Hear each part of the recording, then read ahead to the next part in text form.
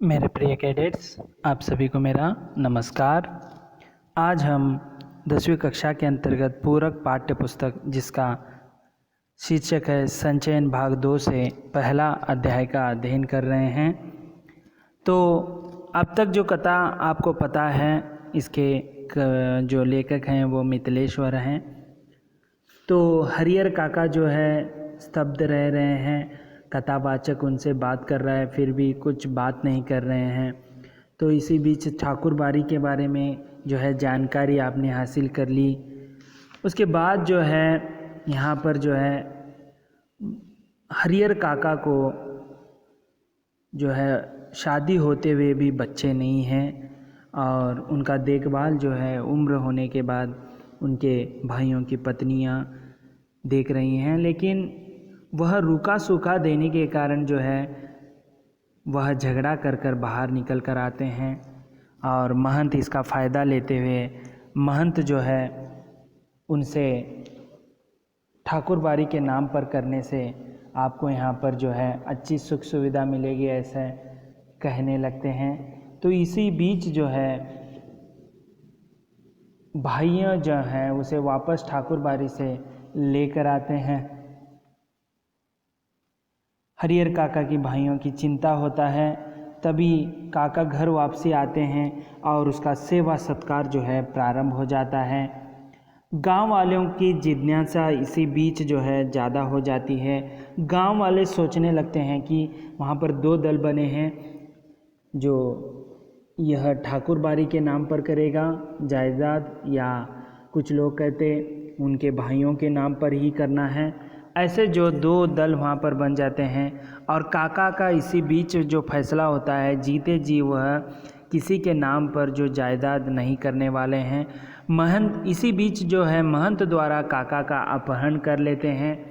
तो जो उसके बाद जो है हरिहर काका को उनके भाइयों को महंत का यह काम होने के कारण उसके यहाँ पर जाते हैं। तो वहाँ पर जो है रोड़े और पत्थर बरसाने पर वह पुलिस को बुला कर लाती है और वहाँ से जो है छुड़ा कर लेकर आते हैं। तो इसी बीच फिर से वह अपने घर रहने लगा है, वापसी की है। वह अभी जो हरिहर काका महंत को जितना अच्छा और आदर देता था, अभी उसके प्रति घृणा होने लगा है और वह पुलिस के सामने कह दिया है कि साधु संत हो या महंत, उन्होंने बहुत ही मुझसे बदसलूकी की है और मेरे यहाँ से जबरन मेरे जो कागजात पर अंगूठा लिया है, उनके प्रति जो है एक रिपोर्ट उन्होंने लिखवाई है।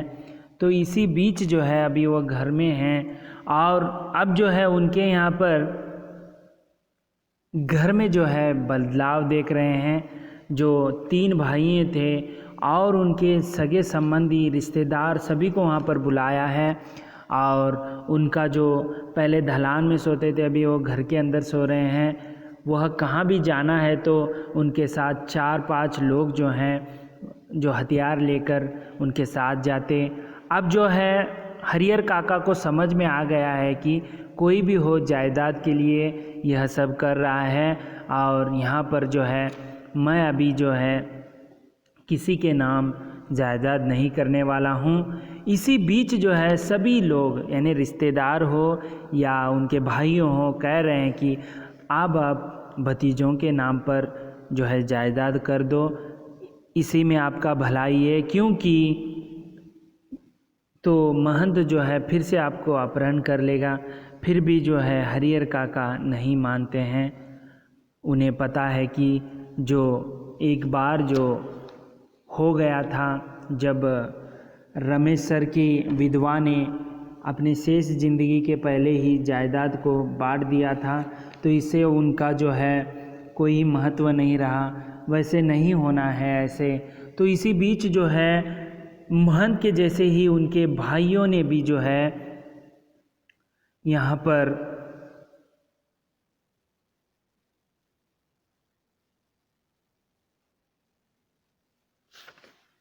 पर जो है भाइयों ने भी जो है हथियार उठाए हरिहर काका को मारने लगे और कहने लगे कि अब तुम जो है अपनी पूरी जायदाद जो है हमारे नाम पर लिख दो। वह खुशी होकर मरने के लिए तैयार हो गया, मरने के बाद आपका ही हो जाएगा। लेकिन रमेश सर की विधवा के साथ हुआ था, वैसे वह नहीं होना चाहता था, अपने साथ भी नहीं होना है, ऐसे वह सोच रहा था। देखते हैं इसके बाद जो है वह किस तरह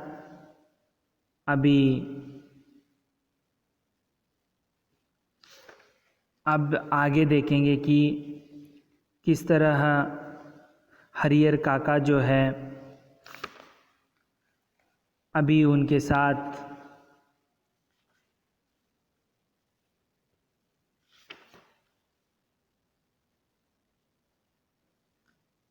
देखिए हरिहर काका जो है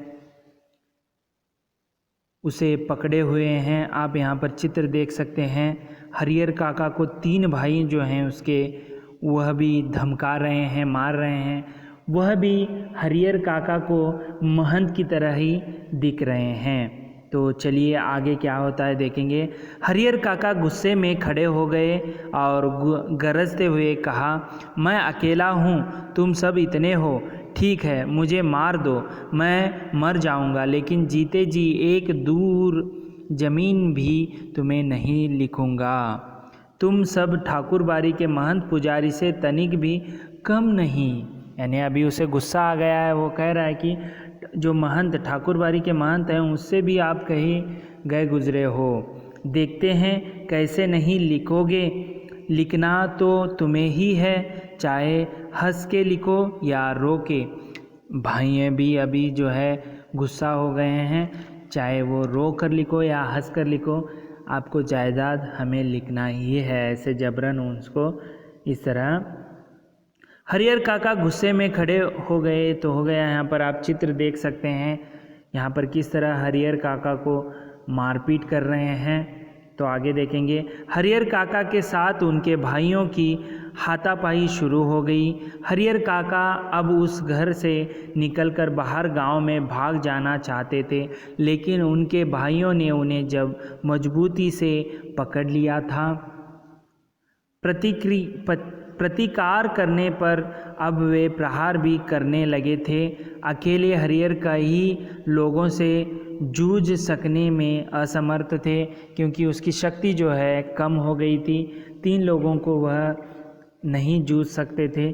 फलस्वरूप उन्होंने अपनी रक्षा के लिए खूब ज़ोर ज़ोर से चिल्लाना शुरू कर दिया।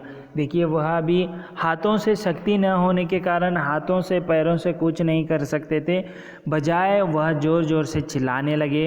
अब भाइयों को चेत आया कि मुँह तो उन्हें पहले ही बंद कर देना चाहिए था, लेकिन यह पता नहीं था उन्हें जो है अभी समझ में आया, उसके मुंह में अभी जो है पहले ही हम जो है कपड़ा बांध देते।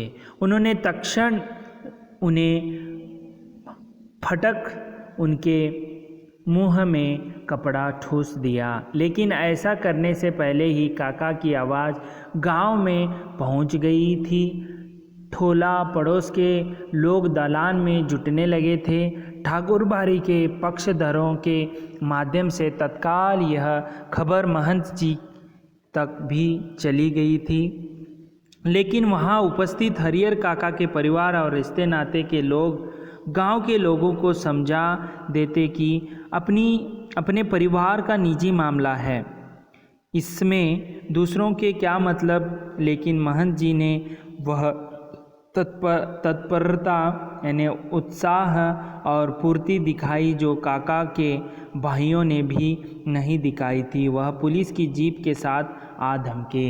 देखिए इसी बीच जो है आवाज़ सुनाई देता है गांव वालों को। तो गांव वाले वहां पर इकट्ठा होते हैं, तो उनके रिश्तेदार या सगे संबंधी, यह हमारी निजी मामला है, आप दखल अंदाज मत कीजिए ऐसे कहने पर। लेकिन यहाँ पर महंत जो है ऐसे नहीं किया, वह पुलिस के साथ वहाँ पर आ धमका।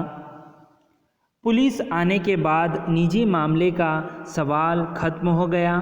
घर तलाशी शुरू हुई। फिर हरिहर काका को उससे भी बदतर हालत में बरामद यानी छुड़ाया बचाया गया। इस हालत में ठाकुर बाड़ी से उन्हें बरामद किया गया था। वहाँ से कैसे बचाए थे, उससे भी जो ज़्यादा जो है हालत बेकार हालत में जो है हरिहर काका वहाँ पर मिले। आगे देखेंगे। बंधन मुक्त होने और पुलिस की सुरक्षा पाने के बाद उन्होंने बताया कि उनके भाइयों ने उनके साथ बहुत जुल्म अत्याचार किया है कि जबरन उन अनेक कागज़ों पर उनके अंगूठे के निशान लिए हैं, कि उन्हें खूब मारा पीटा है, कि उनकी कोई भी दुर्गति बाकी नहीं छोड़ी है, कि अगर और थोड़ी देर तक पुलिस नहीं आती तो वह उन्हें जान से मार देते। ऐसे पुलिस के सामने फिर से भी अपने भाइयों के नाम पर भी जो है वह घृणा उन पुलिस के सामने व्यक्त किया। आगे देखेंगे।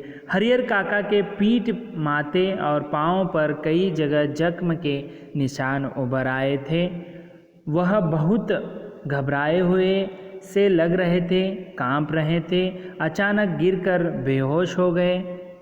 मुंह पर पानी छींट कर उन्हें होश में लाया गया। भाई और भतीजे तो पुलिस आते ही चंपत हो गए, यानी वहाँ से भाग गए थे। पुलिस की पकड़ में रिश्ते के 2 व्यक्ति आए। रिश्ते के शेष लोग भी फरार हो गए थे। रिश्ते के 2 व्यक्ति ही उतना ही उन्हें मिल पाए थे, शेष लोग जो है फरार हो गए थे। आगे देखेंगे। हरिहर काका के साथ घटी घटनाओं में यह अब तक की सबसे अंतिम घटना है। इस घटना के बाद काका अपने परिवार से एकदम अलग रहने लगे हैं। उनकी सुरक्षा के लिए राइफलधारी पुलिस के 4 जवान मिले हैं। हालांकि इसके लिए उनके भाइयों और महंत की ओर से काफ़ी प्रयास किए गए हैं। असल में भाइयों को चिंता थी कि हरिहर अकेले रहने लगेंगे, तब ठाकुर बाड़ी के महंत अपने लोगों के साथ आकर पुनः उन्हें ले भागेंगे। और यही चिंता महंत जी को भी थी कि हरिहर को अकेला और असुरक्षित पा उनके भाई पुनः उन्हें धर दबोचेंगे। इसीलिए जब हरिहर काका ने अपनी सुरक्षा के लिए पुलिस की मांग की, तब नेपथ्य ने गुप्त में रहकर ही उनके भाइयों और महंत जी ने पैरवी यानी लाभिष्ट यानी उनको अच्छे से देखने का जो है गुप्त ही, यानी जो पुलिस को न समझते हुए दोनों जो है लाभी यहाँ पर करने लगे हैं। पैरवी लगा और पैसे खर्च कर उन्हें पूरी सहायता पहुंचाई। यह उनकी सहायता ही परिणाम है कि एक व्यक्ति की सुरक्षा के लिए गांव में पुलिस के 4 जवान तैनात कर दिए गए हैं।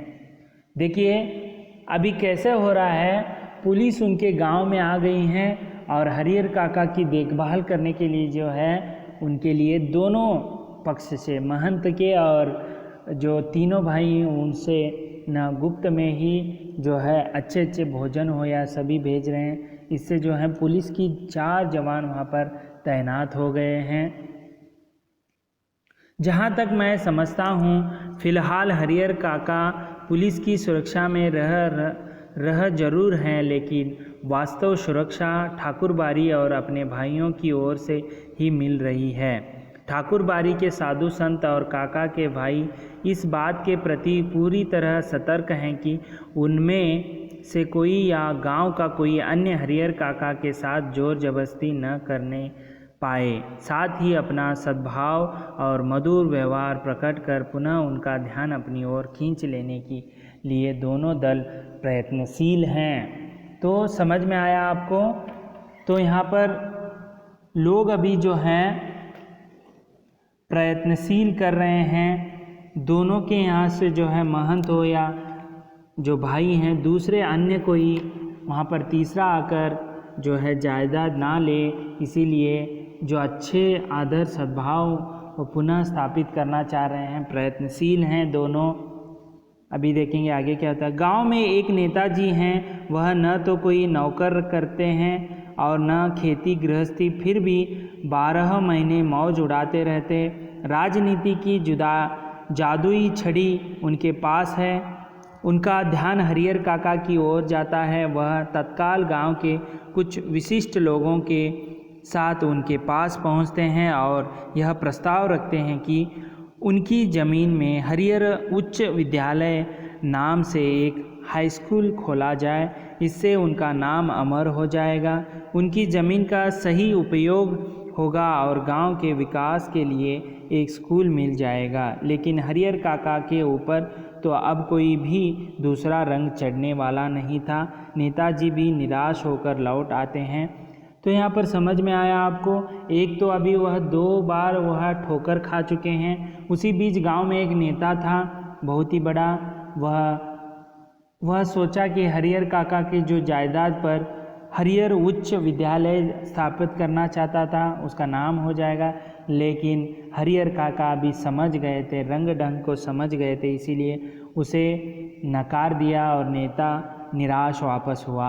आगे देखेंगे इसके बाद जो है हरिहर काका किस तरह जो अपना जायदाद को क्या करते हैं और वह भाइयों में बांटते हैं या सामंत को बांटते हैं, उनकी हालत किस प्रकार हो गई है, अभी पुलिस किस तरह उन्हें जो है सुरक्षा दे रहे हैं, इस सब की जानकारी जो है हम अगले वीडियो में करेंगे। तब तक के लिए धन्यवाद। आपका दिन मंगलमय हो।